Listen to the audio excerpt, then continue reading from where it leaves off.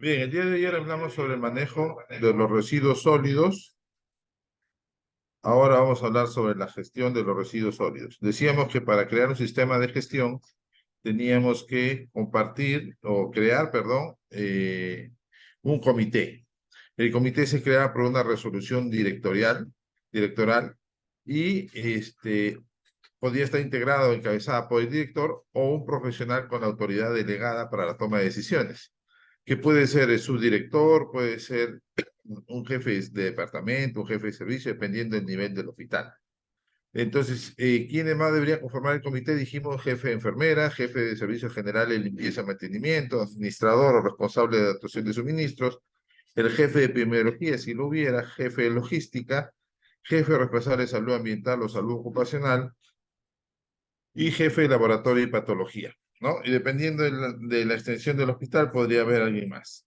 Igual dijimos cuáles eran las funciones que se establecían en este comité, de acuerdo a la norma, que era elaborar el reglamento del comité, que contiene la frecuencia de reuniones, infracciones, sanciones, crear y administrar el archivo de informes y acta de las reuniones, establecer el diagnóstico inicial o basal, y nos referimos al diagnóstico inicial o basal es identificar cómo estaban en ese momento las acciones del manejo y de la gestión de los residuos sólidos. Luego de eso, elaborar un plan o programa para poder minimizar y manejar adecuadamente los residuos sólidos. Asimismo, tenían que, una vez tenido elaborado este plan, tenían que hacer una serie de coordinaciones con diferentes instancias para poder dar ejecución a este plan. También decíamos de que desarrollaba un plan o un programa de educación continua y diseñaban un cronograma para el control y monitoreo de la gestión y manejo de los residuos sólidos. Esta parte G, que es importante para el control y el monitoreo de la gestión y manejo de residuos sólidos, es lo que generalmente se adolece. Hasta la parte en que desarrollamos el programa y probablemente hasta la que vamos ejecutando es la que se hace de una manera ordenada, pero luego se abandona. ¿Por qué? Porque no hay un control. Entonces la gente siente como que ya se hizo, ya se elaboró, ya perfecto, pero de ahí nadie en adelante comienza a monitorear. Y monitorear significa estar constantemente, darle, mirando, revisando y estando supervisando que se cumplan los objetivos. Esto es una situación de la cual adolecemos mucho.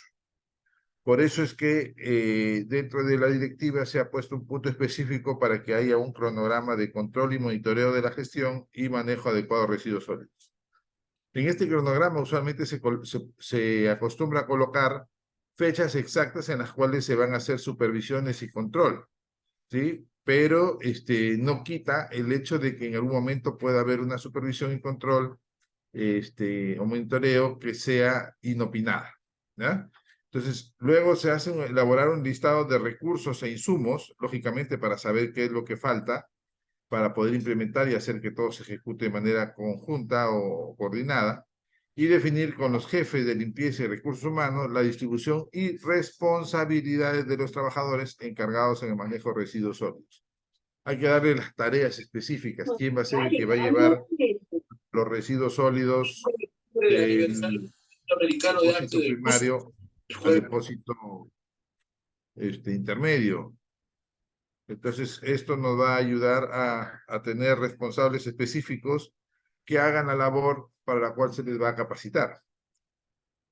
Participar obligatoriamente en el proceso de evaluación técnica de las adquisiciones de materiales e insumos de limpieza y desinfección utilizados en el manejo de residuos sólidos. Entonces, esto también deben tratar de manejarlo.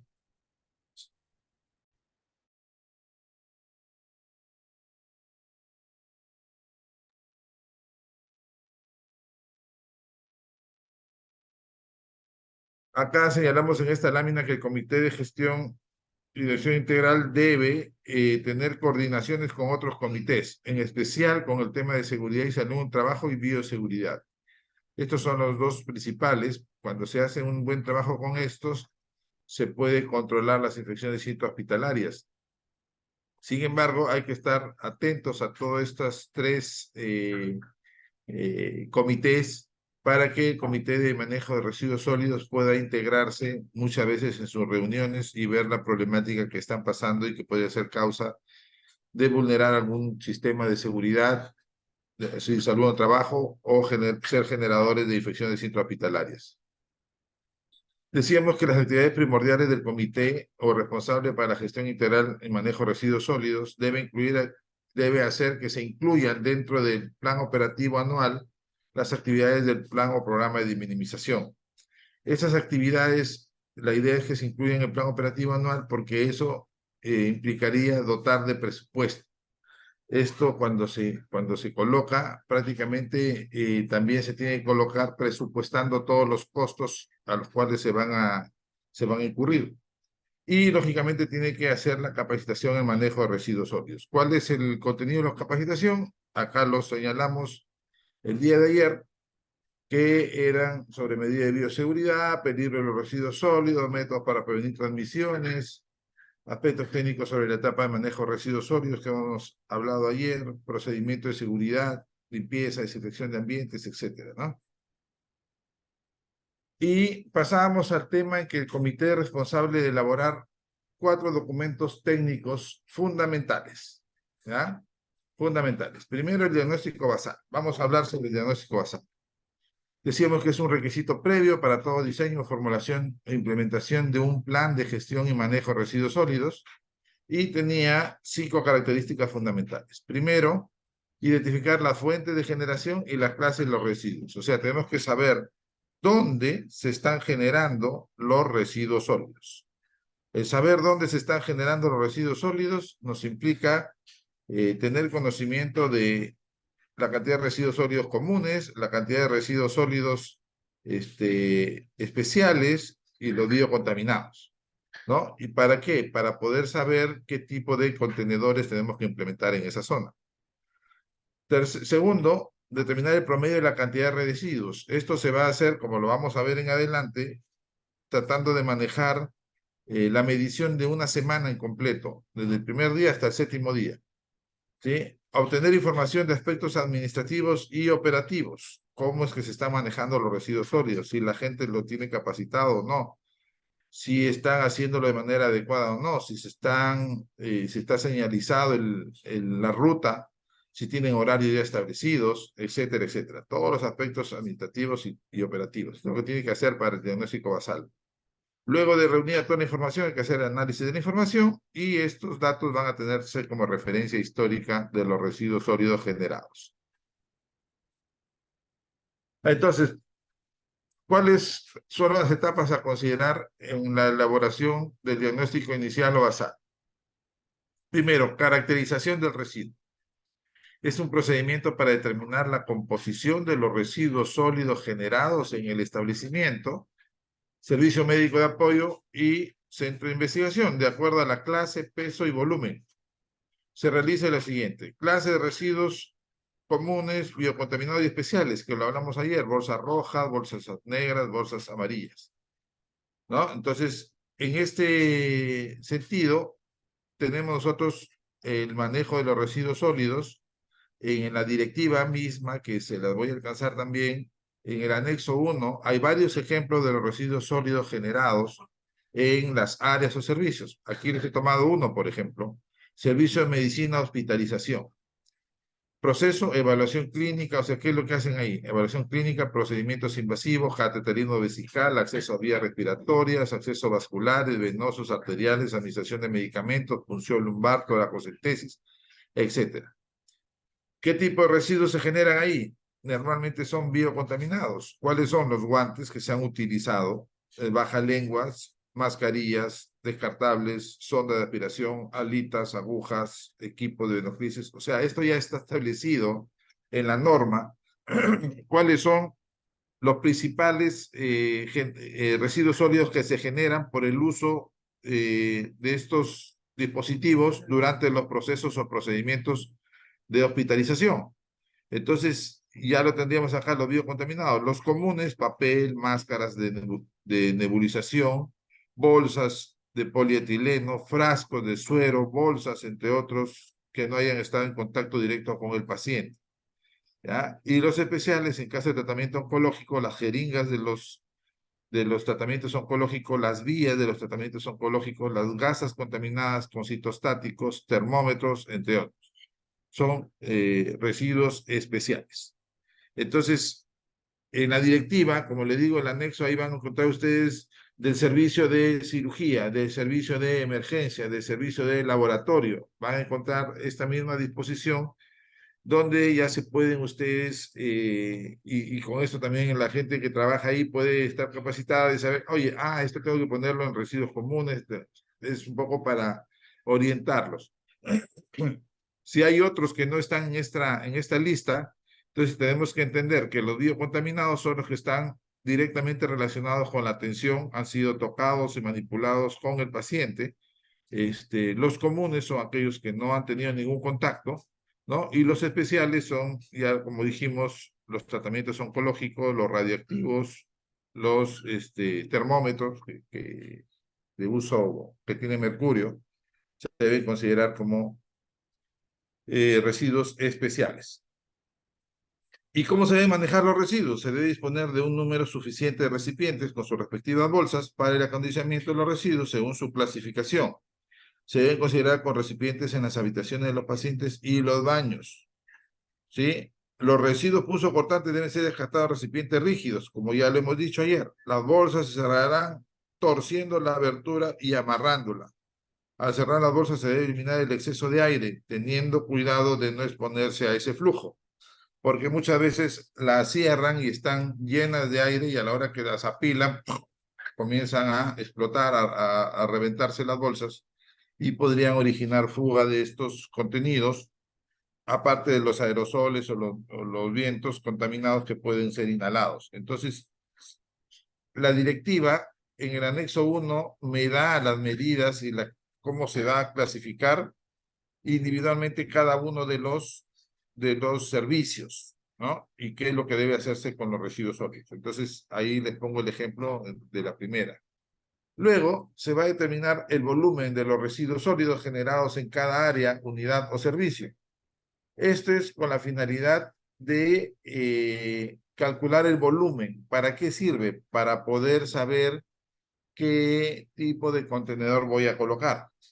Acá tienen ustedes la ficha que cuando se va a hacer el diagnóstico basal se tiene que utilizar para determinar el volumen. Vamos a suponer día 1, fecha, por ejemplo, ¿no es cierto? Se pone la fecha. Entonces, arriba vamos a poner generador, vamos a poner servicio de medicina interna, hospitalización. ¿Ya? Responsable, ya tenemos un responsable en el área de hospitalización, Juan Pérez, ¿no? El servicio de medicina. Entonces, estamos en el área de hospitalización, ¿cierto? Entonces podemos poner fecha 1, ¿cuántos biocontaminados se recogieron? Se recogieron de los diferentes contenedores, se recogieron 10 litros. Acá ponemos 10 litros. De tipo A son 10 litros. Del tipo B se recogieron 1 litro, 1 litro. Del tipo C se recogieron 7 litros, 7 litros. Volumen total, se suman la cantidad de litros y se coloca en observaciones algún detalle que sea pertinente. Por ejemplo, los residuos especiales corresponden a quimioterápicos, ¿no? Se me ocurre. Citostáticos. Entonces, ya tenemos una observación. Y vamos en el mismo servicio, se va colocando durante 7 días. Y hacemos el mismo ejercicio que hicimos la vez pasada, ¿no? Sumamos todos los volúmenes y lo dividimos entre 7 y me va a salir el promedio de residuos en cantidad de volúmenes que se van a generar en el servicio, tanto de biocontaminados especiales y comunes. Entonces, también identificaremos cuál es el volumen máximo, en qué día se generó, y ese volumen máximo debe servir de base para determinar el tamaño del contenedor que se va a implementar en el servicio de hospitalización, así como lo hicimos ayer con el servicio de consulta externa. En el caso del tercer ítem que se debe manejar es lo mismo, o sea, lo mismo que se ha calculado en volumen, se calcula en peso. ¿Cómo calculamos el volumen, doctor? Porque ya sí, usted me está complicando, pero yo cómo sé cuántos volumen, qué litros tiene. Muchas veces lo que se utiliza, para el caso anterior, lo que se utiliza es que tenemos ya el depósito en el cual se ha contenido el contenedor primario, ¿no es cierto?, que tiene una capacidad, por decir, de 20 litros. Y lo vemos que está por la mitad al término del día. Entonces se han generado 10 litros. Está a 3/4, se ha generado 7 litros. O sea, no tenemos que ser absolutamente estrictos y exactos, pero sí podemos calcularlo en función a cuánto de volumen se ha generado en ese contenedor. Entonces, a la hora que lo retiramos, ahí podemos decir, estaba a la mitad del tacho de la basura que es de 20 litros, entonces son 10 litros. Estaba a 1/4, 2,5 litros, ¿no? Entonces, así, perdón, 5 litros. Así vamos a ir calculando el volumen. Pero cuando hablamos del peso, necesariamente tenemos que pesarlo. Ayer presenté una imagen donde había una balanza, ¿no? Entonces, a la hora que se va al contenedor intermedio o el final, ahí se pesan las bolsas y se va a generar la cantidad de peso biocontaminados especiales y comunes. ¿Para qué nos sirve? Dijimos que esto nos va a servir porque las compañías que se dedican a la eliminación de los residuos sólidos cobran por kilo de peso. Entonces, cuando nosotros vamos a calcular la cantidad de peso generada por 7 días, podemos sacar el promedio diario y lo multiplicamos luego por 30, y esto me va a decir la cantidad en peso del servicio, lo sumo de todos los servicios, me sale del hospital, que va a generarse en peso. Y eso significaría que a la empresa que va a llevar o recolectar los residuos sólidos, le vamos a tener que pagar por los 500, 800 o 1000 kilos de pesos mensuales que salgan, ¿no? Diarios o mensuales, ¿no? Entonces, eso se tiene que servir de base para presupuestarlo mensualmente. Entonces, es importante no solamente el volumen para saber los contenedores, sino también el peso para saber cuánto es en peso lo que se genera de residuos sólidos y hacer que esto se extrapole a un mes de gestión y poder hacer el pago correspondiente, ya sea por tiempo de llevada, o sea, por cada día que se lleven los residuos, o sea, por la cantidad mensual, si es que se hace el contrato mensualmente. Entonces, podríamos tener un aproximado del presupuesto para poder generarse y tener la partida necesaria para cumplir con estos pagos y evitar de que se suspenda el servicio como ha ocurrido montones de veces. Entonces, es una manera de este diagnóstico basal para poder generar este tipo de datos, ¿no? Aquí tienen ustedes el ejemplo que conversamos ayer, generación día de turno. Estoy yendo de frente al ejemplo en la parte media de la imagen. Consultorios 1, 2, consultorio 1, residuos comunes, el primer día 20, el contaminado 20 y residuos especiales 10. Y así lo van sumando, todo lo generado por día. Y ya dijimos que para sacar el promedio son 200 entre 7, residuos comunes, sumamos 200. Entre 7 sale 28,57. Si quisiera saber cuánto se generaría un mes, multiplico 28,57 por 30, ¿no? Y eso me daría una idea de cuánto se generaría mensualmente en litros. Igualmente lo podemos pesar y me va a dar una idea de cuánto se generaría en kilos, ¿no? Si ya sabemos cuánto cobra la empresa por kilos de transporte, entonces lo multiplicamos los kilos por el costo de transporte por kilo y me va a salir lo que necesitaríamos de presupuesto para poder generar este pago. El segundo tema, o sea, lo primero es, ya dijimos, el primer punto es la caracterización del residuo. Generarlo, clasificarlo, comunes, biocontaminados especiales. Calcular su volumen y calcular su peso. Esa es la primera parte del diagnóstico basal. La segunda parte es la información de los aspectos administrativos y operativos del manejo de los residuos sólidos en el establecimiento. ¿Sí? Información de los aspectos administrativos y operativos del manejo de residuos sólidos en el establecimiento. O sea, cómo están haciendo las cosas. Entonces, lo primero que vamos a hacer es detallar la modalidad de limpieza, ¿no? Si es propia o mixta. Entonces, se va a colocar, la modalidad de limpieza en el establecimiento es propia. Listo. Segundo dato, se va a colocar el nombre o razón social de la empresa privada que realiza los servicios de limpieza. Si fuera la empresa propia, hospital tal. O sea, personal propio, hospital tal, ¿no? De salud o MINSA, lo que sea. Y si estamos hablando de que es una empresa externa, si es en salud, Silsa, creo que es el proveedor, Silsa, ¿no? SA, qué sé yo, y se coloca el nombre de razón social de la empresa. Luego, nombre de razón social y razón social de la empresa operadora de los residuos sólidos. ¿Quién es el que viene a recoger los residuos sólidos? Entonces, tenemos ahí a Residuos Pepito S.A., listo. Residuos Pepito S.A. es la que se encarga de recoger los residuos sólidos. ¿Por qué se coloca esto? ¿Por qué? Porque a veces cambian funcionarios y ya tenemos que saber que la persona que ingresa debe recoger esa información para saber cuál es la empresa que se está recogiendo los residuos sólidos para poder hacer y ver el cumplimiento de sus funciones, ¿ya? Entonces, y saber si son manejados por una empresa debidamente autorizada y registrada por la autoridad competente u otro que el marco legal establezca. Luego se coloca el número de trabajadores que se encargan de manejo de residuos sólidos y cuenta con indumentaria apropiada. Tenemos 32 trabajadores que manejan residuos sólidos, ¿no? 18 de ellos con mandilones, toda esa jarana. Tenemos mascarillas, guantes, los tipos de guantes. Entonces hay que comenzar realmente a detallar a todos los trabajadores si tienen realmente sus indumentarias. Luego se hace la distribución del personal por turno. Tenemos 32 trabajadores, los cuales se han repartido en, no sé, 4 turnos, 3 turnos, dependiendo de cómo lo tienen mapeado, ¿no? Para saber en qué áreas están y cuál es la cantidad. De repente tenemos 8 personas para todo el hospital por turno, entonces podría ser muy pocos para poder cubrir las áreas. Normalmente este tipo de actividades tienen un área específica que puede alcanzar una persona, ¿no? Así como el trabajo de las enfermeras puede ser por 20 camas o por 16 camas, dependiendo del nivel de atención, así también vamos a tener que el personal de limpieza va a tener un área específica que puede limpiar a cabalidad, ¿no?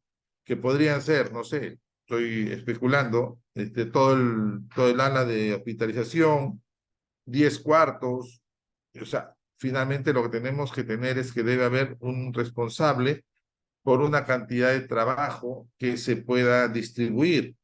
A veces resulta de que hay insuficiente cantidad de personal y entonces la limpieza se hace prácticamente rápida para poder generar este tipo de actividad de manera adecuada.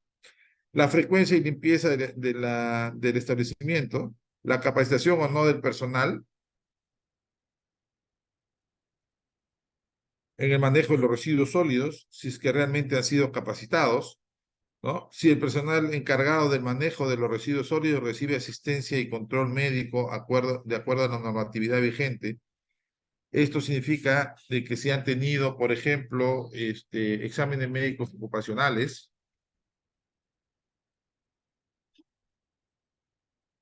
periódicos o de ingreso, de tal manera que podamos saber si es que este personal ha sido debidamente mapeado y se le ha identificado sus factores de riesgo o se le ha identificado sus enfermedades preexistentes para poder saber si se puede ubicar en determinados lugares, ¿no? Entonces, esto sí está apto para el trabajo también. Entonces, esto es importante porque a veces hemos encontrado personas que tienen algunas enfermedades como inmunodeficiencia que están trabajando en áreas de limpieza donde están expuestos prácticamente a todos los tipos de gérmenes. Entonces, no podríamos tener este tipo de trabajadores ahí o que tengan tuberculosis, por decirlo. Igualmente, no se podría tener.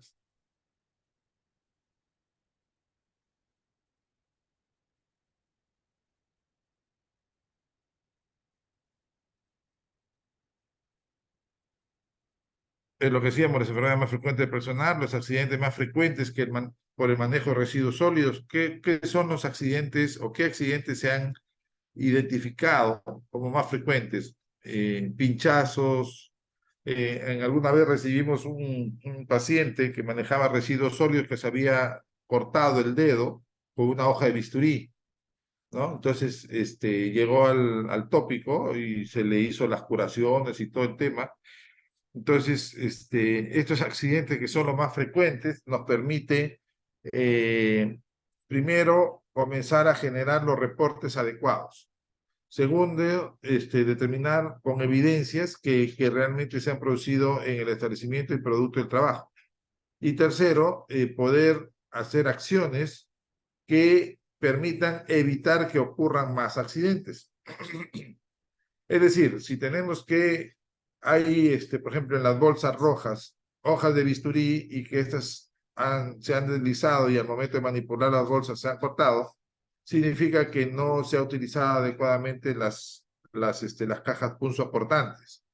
Y eso es un grave problema porque significaría mala segregación de los residuos.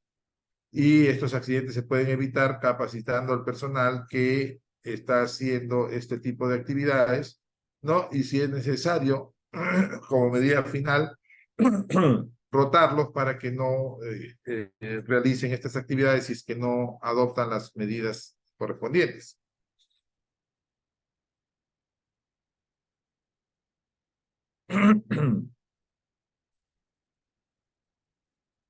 Bien, entonces lo otro es si el establecimiento realiza valorización de los residuos sólidos comunes generados, plásticos, cartones, vidrios, entre otros, lo que significa de que si lo están reusando, no estamos hablando de dispositivos médicos que se reusen, sino de todos los residuos comunes que se puedan volver a reutilizar y que signifique un ahorro para la economía cuando se quiera utilizar algún producto. Si se realiza la recomercialización de los residuos comunes generados a través de un operador de residuos, también existe esta actividad. De repente el hospital no hace la reutilización, pero sí lo puede vender para que otros lo utilicen. Por ejemplo, vender plásticos que no sean contaminados, lógico, para que los utilicen los recicladores y esto va a servir inclusive de sustento para realizar otro tipo de tejidos, inclusive de artículos que se disuelve el plástico y se vuelve otra vez a utilizar, ¿no? Entonces,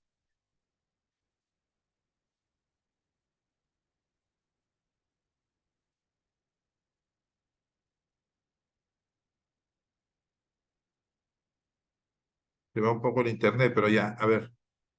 Si el establecimiento recibe comercialización ya, y si el establecimiento cuenta con el Comité de Gestión Integral y Manejo de Residuos Sólidos o responsable aprobado firmado por el responsable del establecimiento, ¿no? Que esto es lo que habíamos estado viendo, que es lo que se tiene que hacer para ver si es que se está haciendo un manejo adecuado de los residuos sólidos. Toda esta data, prácticamente, imagínense que sean preguntas y uno va a ir respondiendo, ¿no? Entonces va detallando la modalidad de limpieza, el nombre de razón social, la cantidad la cantidad de personas por turnos, cuánto de los trabajadores, qué porcentaje tiene overoles, qué porcentaje tiene este, eh, mascarillas, si es el 100% perfecto, qué porcentaje ha sido capacitado, etcétera, etcétera. O sea, todos esos datos se tienen que consignar en el estudio de base. La tercera parte de este estudio de base es la sistematización y análisis de la información que permite determinar número, tamaño, color de bolsas, ¿no? Entonces, considerando la cantidad de residuos sólidos que vimos en la primera etapa por volumen y por peso, voy a considerar la cantidad de bolsas de colores que voy a utilizar. Entonces, si estamos hablando de los contenedores, también frecuencia con la que se llenan el volumen y se repone en cada área de servicio. Número de recipientes, tachos, recipientes rígidos, que es lo que dijimos que salía de la información que se hacía al inicio. Número de medios de transportes.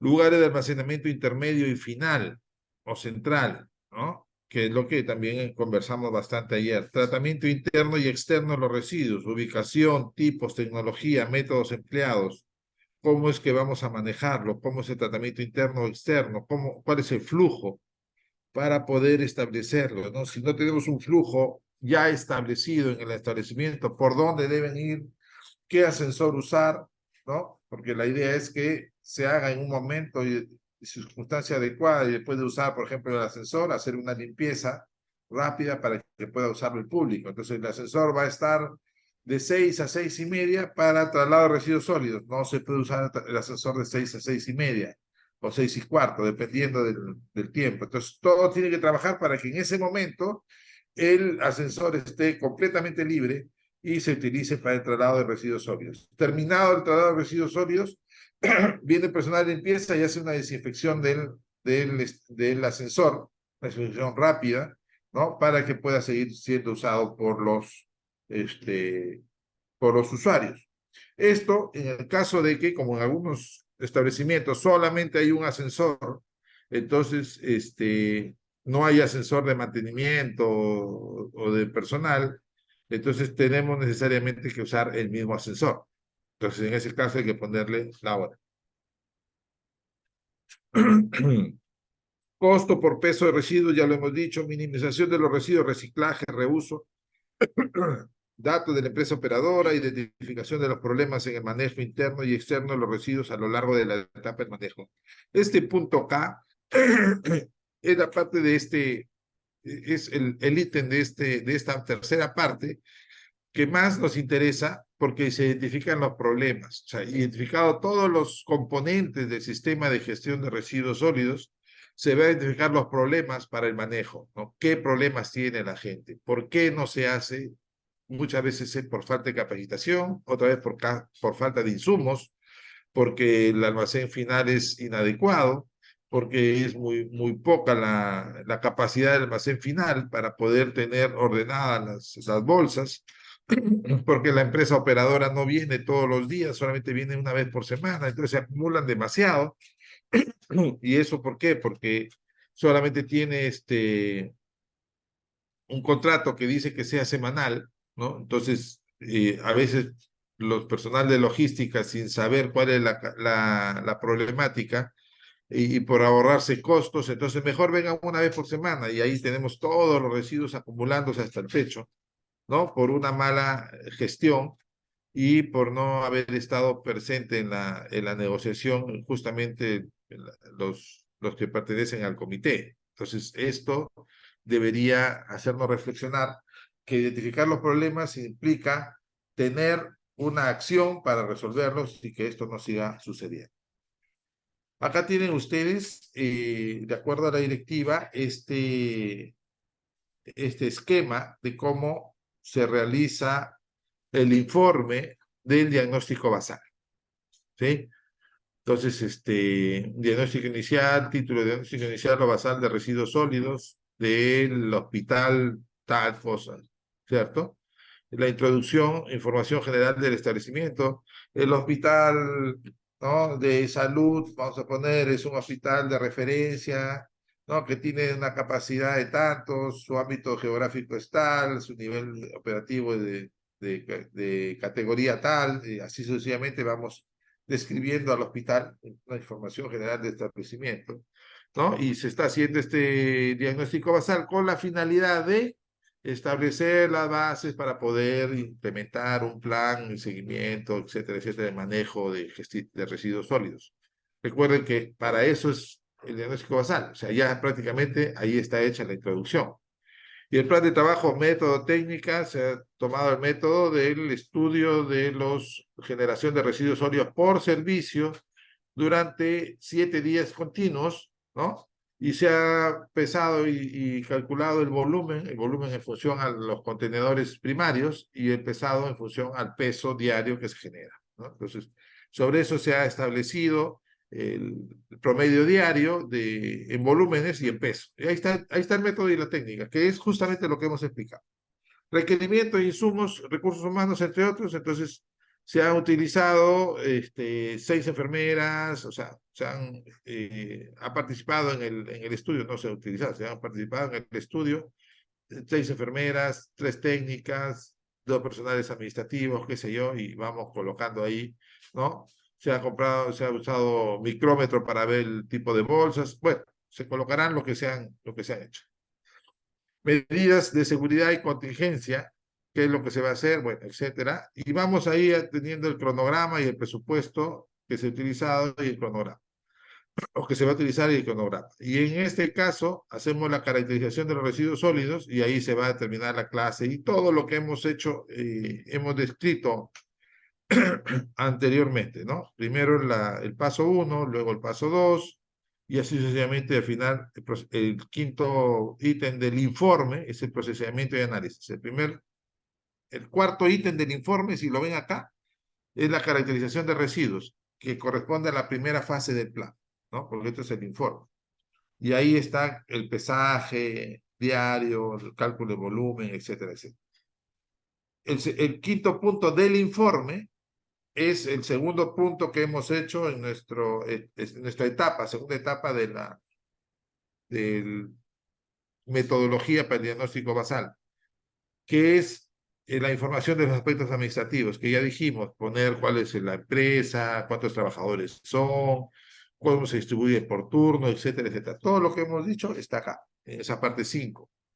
Y en la parte 6, que hay un error ahí de la directiva, porque esto está en una copia total, proceso y análisis de la información obtenida en el diagnóstico basal, ¿no?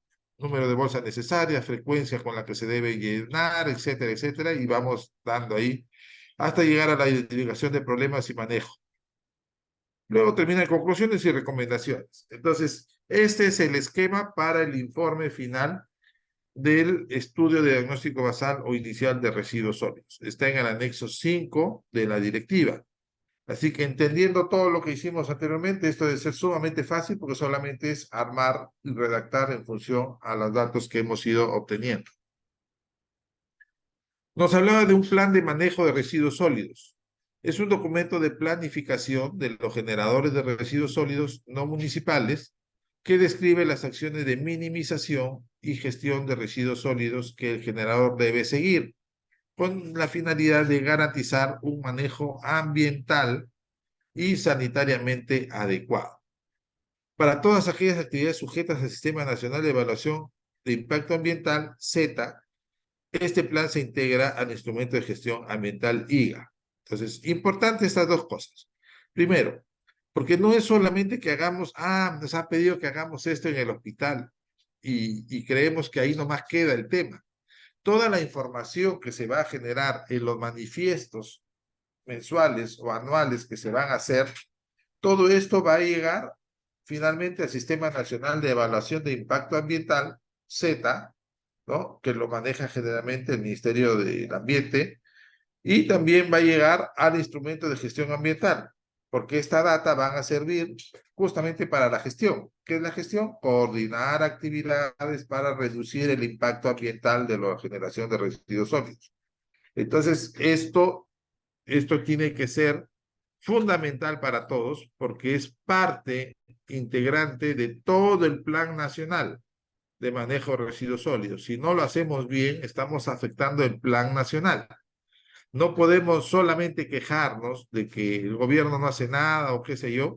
En ese caso yo generalmente me quejo del gobierno, pero es la parte que nos corresponde hacer y usualmente la estamos haciendo mal. Entonces hay que tratar de generar esta conciencia en la población, en los trabajadores, de hacer las cosas de manera adecuada. El plan de minimización y manejo de residuos sólidos, también denominado plan de manejo de residuos sólidos, de los proyectos de inversión sujetos al Z, forman parte del IGA, ya lo dijimos, y los cambios a las medidas contenidas en el citado plan se rigen por lo establecido en la norma Z. Entonces, la idea es que si alguien quiere cambiar estos planes, entonces tiene que prácticamente pasar por una evaluación de impacto ambiental.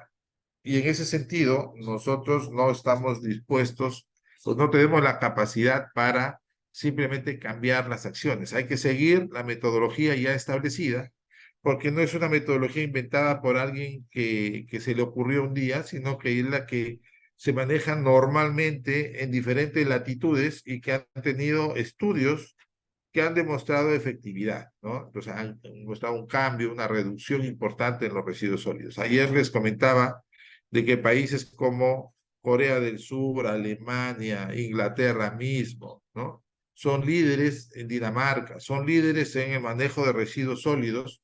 Hay ciudades que toda la materia orgánica, que en nuestro caso es 53% de todo lo que se genera en el país, toda la materia orgánica prácticamente es reciclada y manejada como abono para las áreas verdes. Y esto tiene unas grandes plantas, ¿no? Que ayuda a menor uso de fertilizantes, ¿no? Menor uso de contaminación y permite mejorar las áreas verdes. Entonces, en vez de estar enterrando y enterrando y enterrando, más bien se utiliza para poder generar nuevas oportunidades para mejorar el medio ambiente. Entonces, como esto ya está establecido y está ordenado, la idea es seguir trabajándolo con esto. Si hay alguna iniciativa, se puede presentar, como dice ahí, pero tiene que ser elevadas a las normas del SETA, que es el Sistema Nacional de Evaluación de Impacto Ambiental. Para el caso de los establecimientos de salud que cuente con un IGA, actualizan su plan de minimización y manejo de residuos sólidos cada 5 años. Entonces, este plan de manejo de residuos sólidos, lo que nos dice es que debe ser revisado cada 5 años. ¿Ya? Acá tienen ustedes el anexo 6, que es el contenido del plan de minimización y manejo de residuos sólidos. Tiene lógicamente su título. Este es un formato para que puedan hacer ustedes su plan de minimización y manejo de residuos sólidos. La introducción incluye aspectos generales de establecimiento. Podemos usar lo que hemos colocado en el estudio basal, ¿no? Y ahí vamos a poner igualito categoría, si está acreditado por su salud o no está acreditado, ¿no? Está en proceso de acreditación, ha hecho su autoevaluación, no ha hecho la autoevaluación, etcétera. Podemos colocarlo ahí. O se encuentra en proceso de acreditación en la fase de autoevaluación, por decirlo. La acreditación tiene dos fases, como ustedes saben, la autoevaluación y la evaluación externa. La ubicación, dónde está ubicado, la población adscrita, cuál es su área de influencia, si es un hospital de referencia, tiene que decir que es el hospital de referencia de las áreas tal, ¿no? En todos los ámbitos, provincias, departamentos. Entonces, en esa introducción se van a poner aspectos generales de establecimiento, los objetivos, logro que se espera alcanzar en la gestión y manejo de los residuos sólidos de la institución, descripción de las actividades, estructura organizacional, identificación de la unidad o servicio responsable de manejo de residuos sólidos, cómo está en el organigrama, e identificar el responsable de dicha unidad. Y segundo, servicios o unidades generadoras de residuos sólidos. Listar todas las áreas, servicios de departamentos que tienen y generan residuos sólidos, consignándole los litros y kilogramos. Entonces pondremos servicio y consulta externa, 24 consultorios, ¿no? Generan tantos litros por día, promedio por día, al mes, tantos kilos, promedio por día y mes, ¿no? Y así vamos ahora con área de hospitalización. Igual, tantos kilos por día, tantos kilos por mes, promedio por día, mes, volumen por día, volumen por mes, etcétera. Y así vamos colocando todos los servicios, laboratorio, rayos X, emergencia, hospitalización, dependiendo del área. Si es un establecimiento pequeño, vamos a poner solamente consulta externa, archivos, área administrativa, de repente laboratorio y nada más, si es que no tienen nada más. Entonces, vamos listando todos esos servicios y cuántos se generan por área. Miren, este es para el plan de minimización y manejo de residuos sólidos. Luego, en el punto 5 se identifican las características de peligrosidad de los residuos sólidos. Para eso, lo que se tiene que hacer es estimar cuáles son cuántos son los contaminados, los biocontaminados, los especiales y los comunes. Entonces, en ese punto se va a agregar lo que dijimos arriba, en volumen total, consulta externa se generan 50 litros diarios, al mes por 30 serían 1.500 litros, ¿cierto? Entonces, aquí lo que vamos a hacer estos 1.500 litros o 300 kilos, por decir, en volumen en peso, lo voy a separar en las tres grandes áreas, los biocontaminados, los especiales y los comunes. De tal manera que con eso vamos a poder establecer cuánto de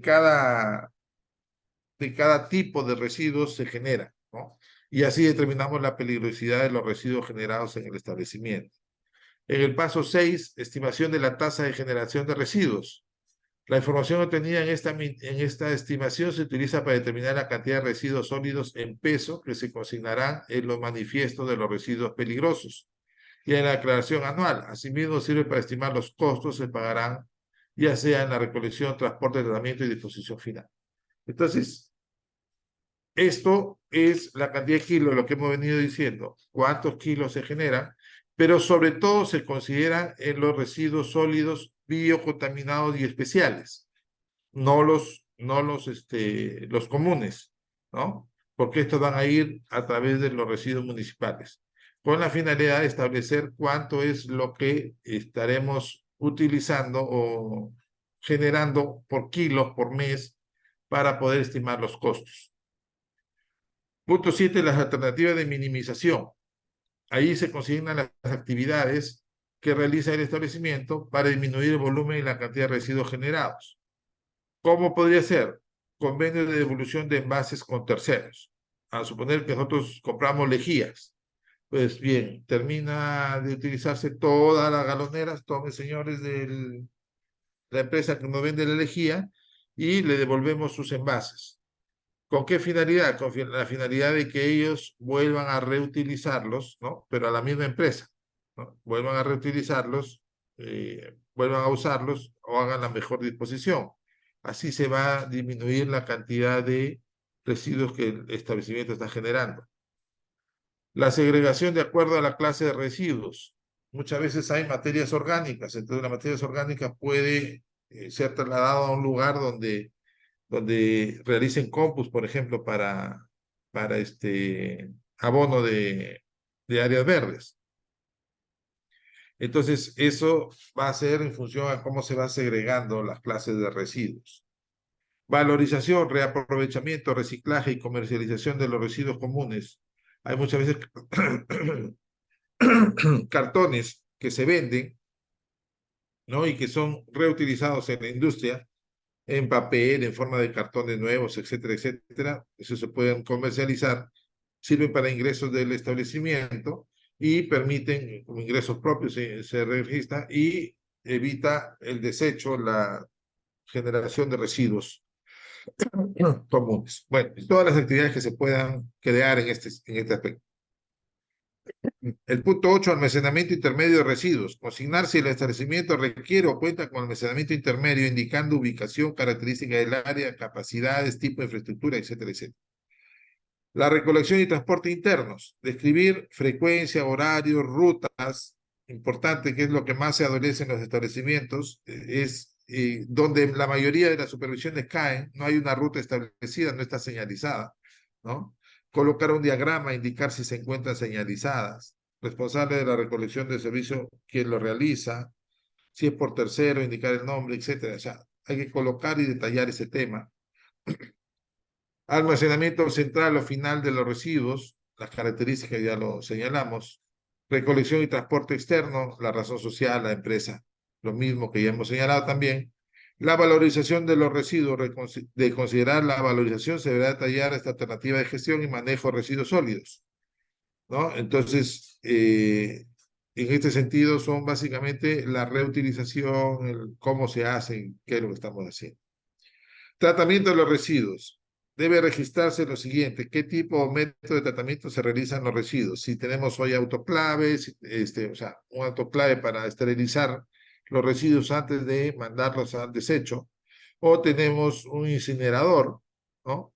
Si es en la institución propia o en otra, eso lo tenemos que poner acá. Y disposición final de los residuos, si quién realiza la recolección y a dónde lo lleva.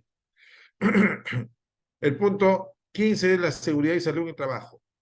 Aquí es donde ayer conversábamos de que existen varias normas y precedentes jurídicos donde de incumplir la normatividad podría incurrir en responsabilidad civil y penal de los directivos, sobre todo de la máxima autoridad del establecimiento.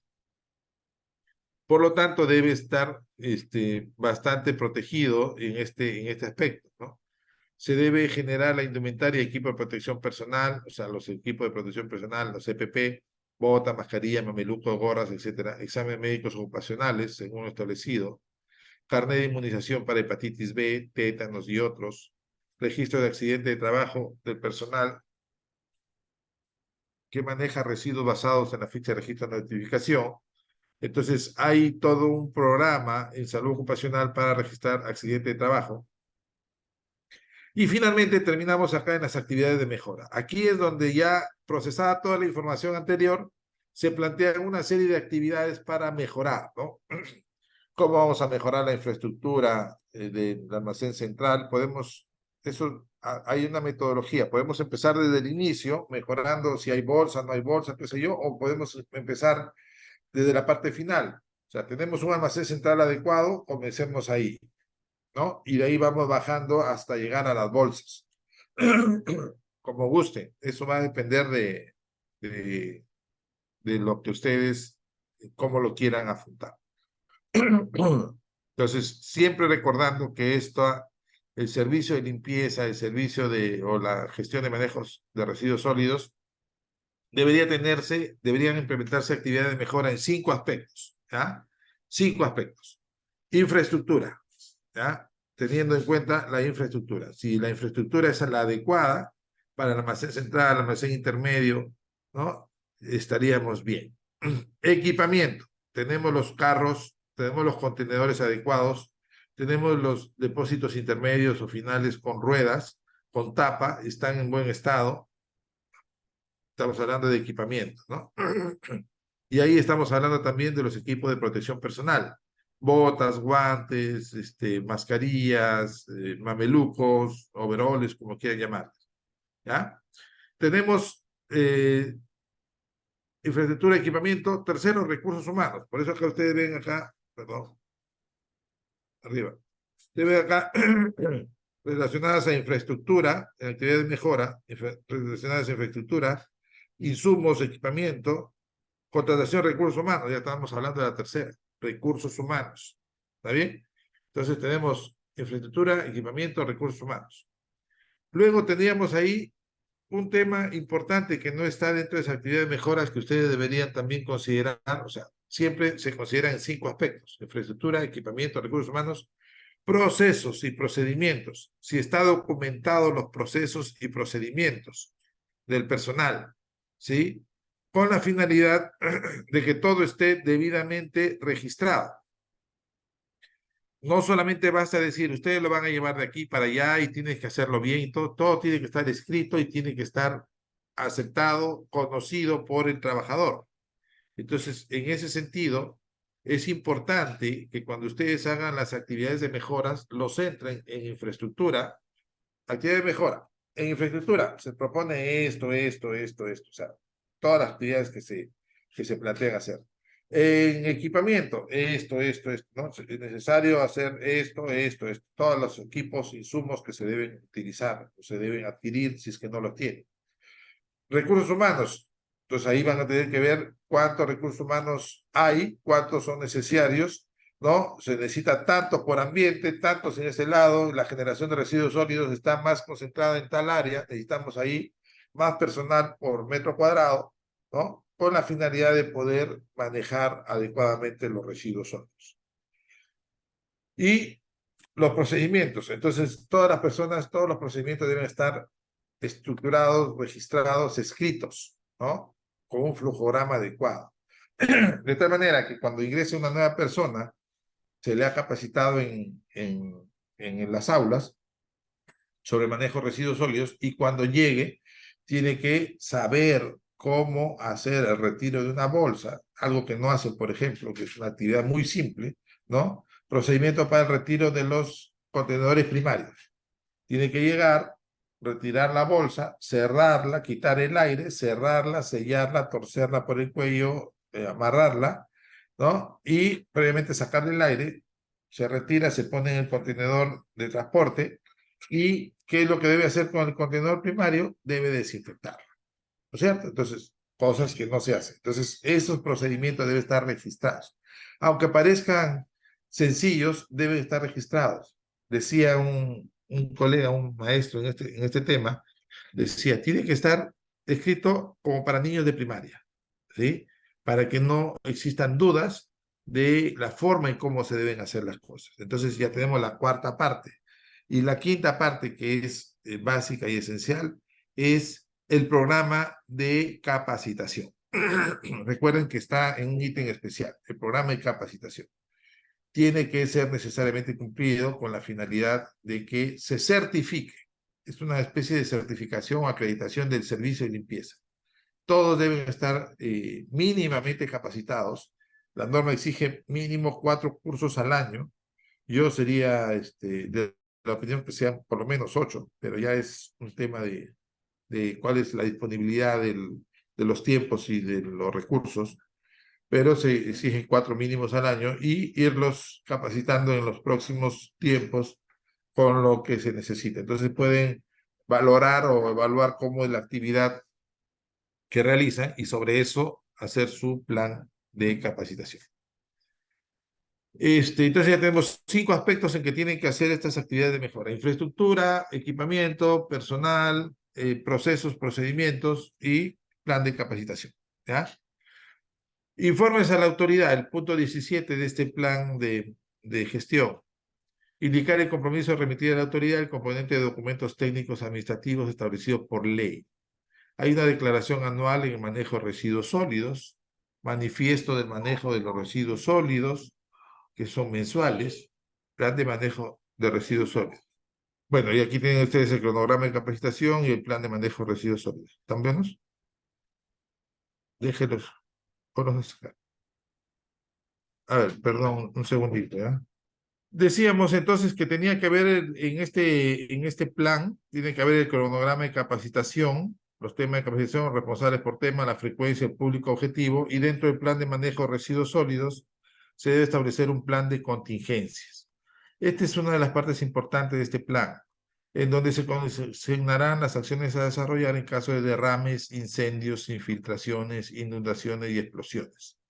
Para esto, ya el Ministerio de Salud tiene, o sea, la DIGESA tiene algunos planes de contingencia que lo pueden ustedes buscar desde la red para el manejo de derrames, de incendios, de infiltraciones, inundaciones y explosiones, ¿no? Entonces, adoptar alguna de esas medidas, dependiendo de su realidad, va a poder ser más factible para manejo, ¿no? Diagnóstico basal o inicial o basal del establecimiento se va en la parte final donde se va a colocar, bueno, en el establecimiento se generan tales y hay tales deficiencias, ¿no? Que es la conclusión final del informe. Recuerdan anteriormente, hablamos de un informe donde terminamos en las conclusiones y recomendaciones, ¿no? Ahí estaríamos colocando esas conclusiones en este programa. El programa, en la directiva dice plan o programa. Finalmente, el programa es un documento igual que el plan, solo que ya establece varias líneas de acción, ¿no? Podría ser inclusive un plan por medicina, un plan por emergencia, un plan por hospitalización, y todo en conjunto se va a llamar un programa de minimización. O sea, finalmente tiene los mismos componentes, ¿ya?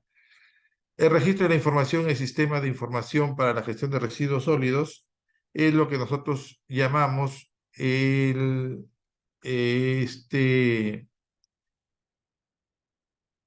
un sistema de Sigersol donde se puede ingresar la información de los registros de cómo se ha manejado los residuos sólidos.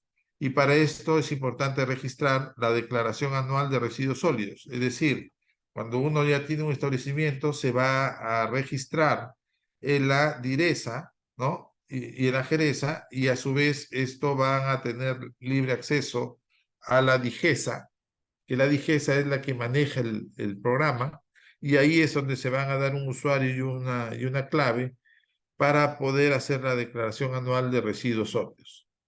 Y en los manifiestos son la declaración mensual.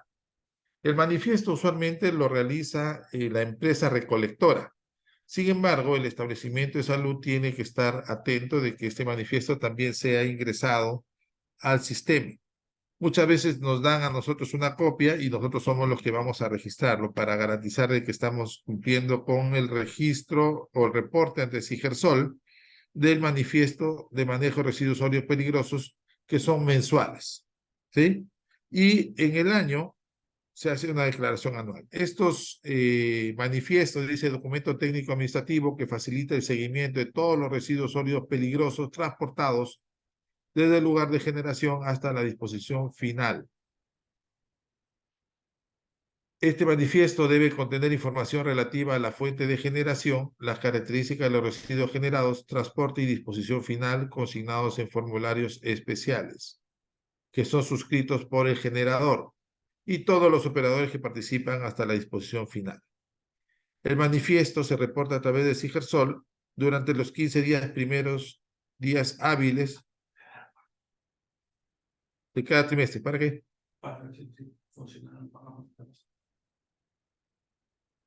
Según formato aprobado por el sector competente. Bien, el generador conserva durante 5 años los manifiestos para las acciones de supervisión y fiscalización que correspondan. Entonces, una vez que se han manifestado mensualmente, también se va a poder hacer el manifiesto de los residuos sólidos, pero se tiene que conservar las copias o el registro de esto durante al menos 5 años. Tiene una duración, una vigencia para poder hacer supervisiones y revisiones si es que se cumplió o no sobre este manifiesto. Ahí tienen ustedes algunos formatos que los pueden descargar de la Digesa y tienen ustedes el link, ¿no? Los formatos de los manifiestos que son los que se utilizan y están vigentes aún. Bien, ¿alguna consulta, por favor? ¿Alguna consulta? Muy bien, entonces, muchas gracias por su atención. Esperamos poder seguir compartiendo algunos temas posteriormente. Les agradezco por su atención. Muchas gracias.